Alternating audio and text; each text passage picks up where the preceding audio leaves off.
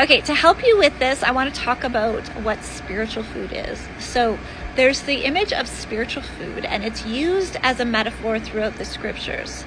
Father's word is the bread from heaven, right? Yeshua is the bread of life.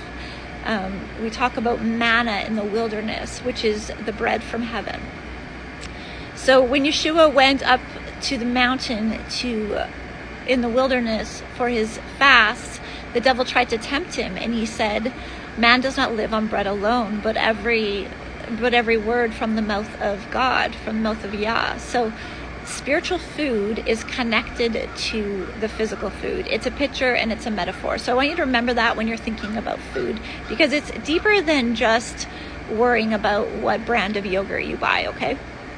So the spiritual food that we find in scripture is connected to Father's commandments, his feasts, his festivals, to Yeshua, his work on the cross. All of that is deep spiritual food that is prepared for us. He's set a table before us, and he's wanting to teach us and show us the deep nourishment of the scriptures, okay?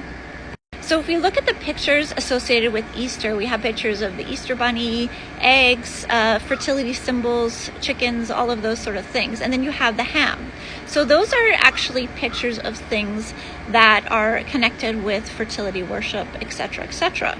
Now, the picture of Passover, which is at the same time of year, is the picture of Passover is about fulfilling scripture, fulfilling that beautiful feast of Passover. It's about the prophecy of scripture, and it's about the work of Yeshua on the cross. So this is really important to illustrate the difference between good spiritual food that's going to feed your soul and give you understanding and give you wisdom about what Yeshua did, about Father's deep revelation of scripture, and food that's been offered to idols and it's muddled with the things of the world. So when we learn the feasts of scripture, we learn the words of scripture, and we start to follow the commandments, we start to learn about the good spiritual food versus the bad spiritual food. Now, there's plenty of grace in this, especially if you're just learning and you're just starting to discover these things, because they haven't been in the mainstream church, unfortunately.